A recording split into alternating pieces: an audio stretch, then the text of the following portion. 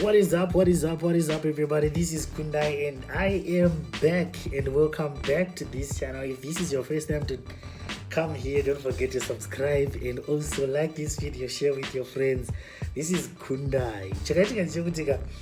I haven't been available, so I just want to say apologies. But guys, I want to tell you something. I really missed you.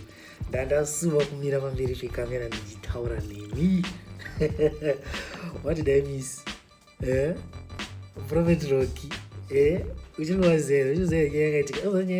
Ndakatozoita zvekutozonzwawo nhasi unoyu makusiyana naye ndatozonzwa zvichinzi muprofeti wakazodhoro wakaprofetiki ka vari panhingirikeni zvikatoitika anoona nderati betas. So please let me know kana paine dzimwe nyaya dzakaitika dzasina kunzwawo nedzasina kuona. Let me know in the comments box, and let's get into today's story. Nyaya toda kukuudza is about Prophet Passion Java and Apostle Chiwenga. If you remember, there was a time yakambotaura naApostle Chiwenga vachitanzi chichichi vakasvika vakanodhokanya Prophet Passion, and Prophet Passion sekuzava munoita nyaya dzekudhokonya ndonyaya dzavanofarira. Vakati chibhakira vachidzorera na Apostle Chiwenga vakati aiwewe wakachekeresa mukadzi chichichichi plus uri mahobho hauna mari ndichazidhara nezvako kana wane bhegi. So nhasi Apostle Chiwenga vakambonyarara because vanhu vakatomboti Apostle Chiwenga zvavaitwa naProphet Passion this time vanga vajaira kugara zvituka vanhu vasingapindira naProphet Makandiwa, vana baba Guti, vanonzana na Bishop Mutendi nemaroma nemakatholiki machichi maSDA vese vaingotuka vasingapindure. But this time manje vakazodena vanonzi Prophet Passion vati moto vakabva varesponda. So raitira kuti this time zvaiwana ngwarati vakabva vanyarara vakaita mazuva vakanyarara. Ndingangoti as I think about a month or more ago, but this time was already come back. Because now Apostle Chiwenga zanzasha vese havana kana sendu Passion havana kana mari ndakachinja zita, and nyaya yekuchinja zita vakavainayo vachitanzi Jesu chete ari one ndega anokwanisa kuchinja zita. Iwe wavafanira kuchinja zita rako.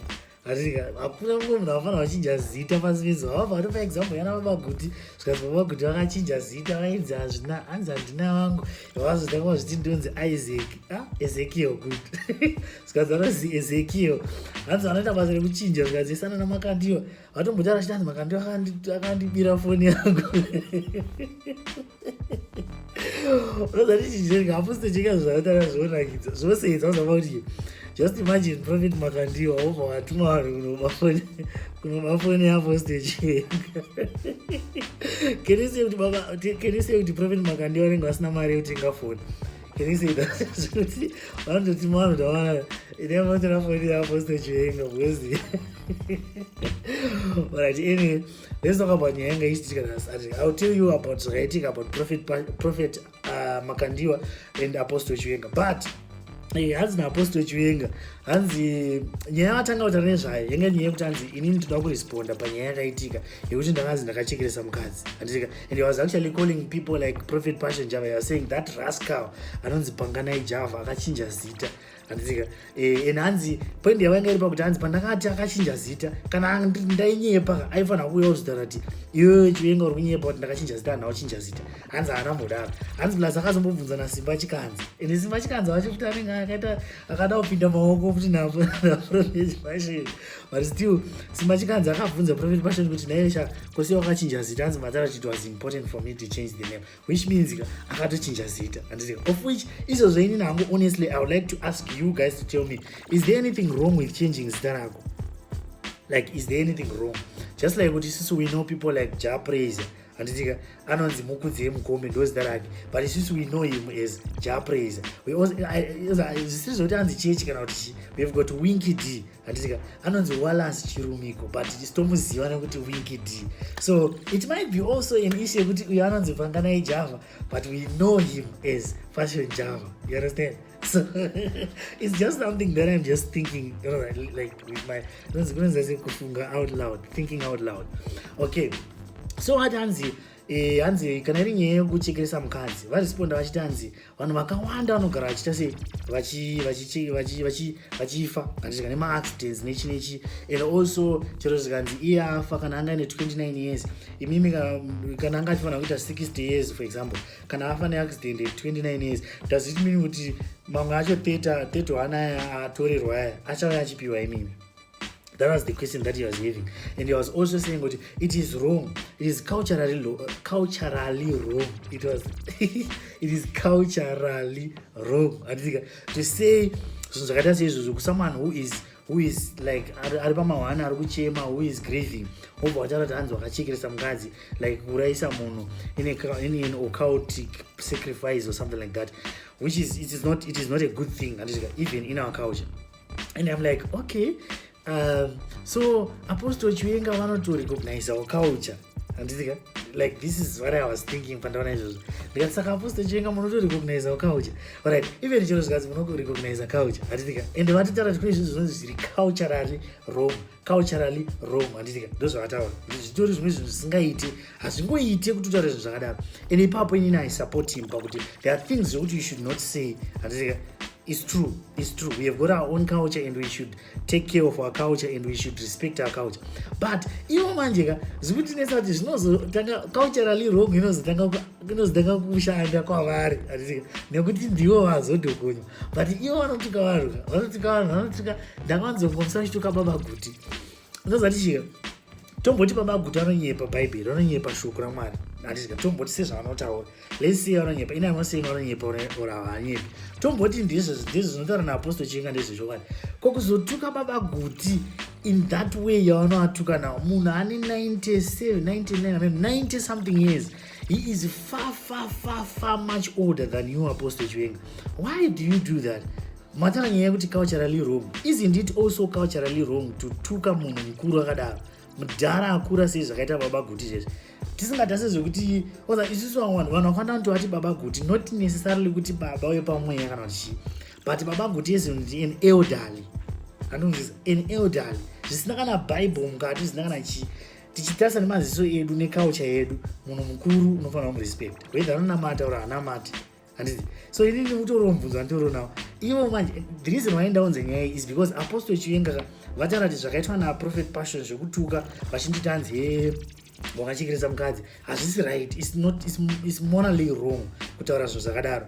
Isusu tochibvunzwa kuti alright, tazvinzwa ichokwadi, it was morally wrong for Prophet Passion to say that. Kweimimiwo, isn't it morally wrong kutuka baba guti nana Bishop Mutendi vaive varume vakuru, vavanhu vakuru, madhara epanyika? Hapana here chinjonzi respect. Ora kokuzotuka vamwe vanhu uchiti hanzi uri hure, uchituka vana ndadhini vavaive uchiti hanzi ichi chimukadzi ichi, isn't it morally wrong? Besides nyaya yekuti Bible, it's just a question because you are the one who brought nyaya yekuti hanzi culturally wrong. So we are just discussing. Asati akutaka ena atuke munhu ndirimbotaurawo ndichibvunza mubvunzo. And you can tell me what you think about this one. Then you also said afana mawedza angaitaura nasanzi ninkpoop. As does this mean ninkpoop? I said a Prophet Passion job. It was quite interesting though. Then hanzi also Prophet Passion Java hana big. Then when you hanzi iye vese hana kana mari kana senti. Hanzi hana business raanoita. Of which panyaya yekuti hanzi munhu hana business raanoita, saka kana asina business raanoita saka mari anewa revi. Wazanika pane zvinhu zvekutika, let's release yekuti Prophet Passion Java hana mari. And those zvatike njaita vataura nyaya yendege yaya yekuti hanzi ndege yaPassion Java yakaposha. Hanzi anga yakaposha vhiri. But that's some of the things. Alright, let's not talk about you. I'm surprised with even Prophet and Apostle Chiwenga. Vanoratidza kuti munhu akadzidza, because mawenzi anenge ashara naNick aya nana Nick Romance, mawenzi ekutuka aya vanonyatsoaziva still. The way avanoaziva vanoratidza kuti vanofanira kunge vari munhu anotozivawo chaizvo. Vataura nyaya yekuti hanzi Passion Java haana O level, haana 5 O levels, haana kupasa chikoro, saka mari anewa nevi. And also ini zvochindireza, saka does it mean kuti kana usina 5 O levels hawani mari? It's a question. Does it mean kuti kana usina 5 O levels hawani mari? That's number 1. Number 2, imwe issue yanga achareta hanzi haana kana mari. But tomboti haana mari, tomboti shwa mari haana zvechokwadi. Anozozvita sei manje kuti azoita sezvinana hanzi anagara mubaiwa zvigara mubaiwe chaizvo. pane musi watakatonzwa isusu vana mudiwa chaivo chaivo vachitotaura kuti inini tapiwa 4,000 mudiwa nauyu, which means that's $8,000. And we have got people like anana Enzo Aisha, vana Chiu Sport, anana vakatomboitawo nguva yekuti vakatombotorwa vakaendwa navo ambeni kunana Cape Town on his expenses. I don't know kuti kana munhu achinzi anonyembedzera kuita mari, saka vanenge vachiita sei, vanenge vachinyemberere vanhu vemandege kuti mwana toda kuita kastanzi toda kuita kekunyembedzera kuti tine mari, saka chingovabvumizai vakomana vakwire ndege. Then kana tasvikako vaenda kumahoteli kwavanenge vachinogara tanga ndamana unongonyembedzerawo chingotopaiwo mukana wangogara There are some things which doesn't make any sense. You can't say kuti munhu ana mari iye aine zvinhu zvaari kuita zvinooneka kuti ane mari. Isusu zvekuti mari yacho ndeyanika, I don't know kuti isusu zvine basa rinezvo, but what we know is munhu mari andori nayo yaari kutoshandisa. Gara mumaiwedzi yadzo dziri kutoitwa, vese vanhu vaiva munoona vachiimba vanoridza vachiita sese, vanhu vari kutopiwa mari kuti vayoziva zvaizvi. Saka somewhere somehow he has got some money that he has. And also, alright, but I'm gonna come again and tell you something again about this issue because so I've got a question for you. I'd like to hear what you guys think about do you think that Apostle Chiwenga is right when he said what he said? Because he also said something like ndinachida kuita munhu ari peti kana kuti munhu anoita zvehondo ndinoita sei ndikaenda taurawo ndichiti mukoma wako kana kuti munin'ina wako akachekeresawo mukadzi. Ofisi nyaya iyoyo manjeka, it has got something to do with brother or mukoma or munin'ina waProphet Passion Java anenge ari kunzi ane munhu ane mudzimai wake akashayikawo in an accident. So anga kuti anzi saka ini ndogona kuti weimimi wanhu yakajavha makaita sei makadaro.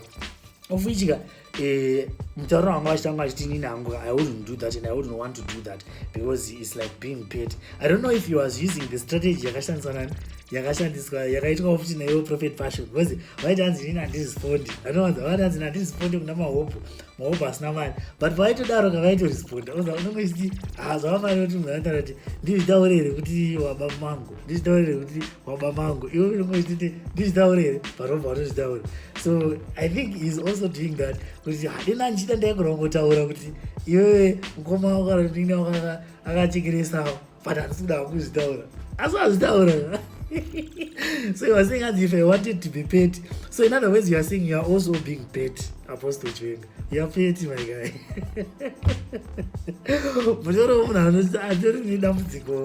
I don't know. But the systems are in as much as we know, whoever you are, Prophet Passion, Prophet and Prophet Janza and Apostle Chiwenga, mese anonymous circumstances. Mungana muri kungoita zvichimbotorera zvishuku. But mimi munozoyamutanga uri social. Ndosakaitichizo yachitanga kuti arinezvi. Anyways, please let me know what you think about this. Do you think kuti Apostle Chiwenga ari right or kutaura kuti Prophet Passion Java ana mari ari kunyepa? And also, do you think there's something wrong with Prophet Passion Java changing his name from Panganai to Prophet Passion Java? Do you think there is anything wrong with that? If there is something wrong with that, please tell us, whether biblical or not biblical. Because Bangwa is just using a nickname or he just decided. Because when I'm 18 years and you decided to decide about Asha in you don't kunde song but started to kunde and fari. In McDonald. You talk about McDonald. Teach not as what did you register general do not know. Chinja is that how my child is kunde and McDonald. It's a question, no. Don't try to get angry with me now. So you understand? So let me know what you think and I will see you in the next video.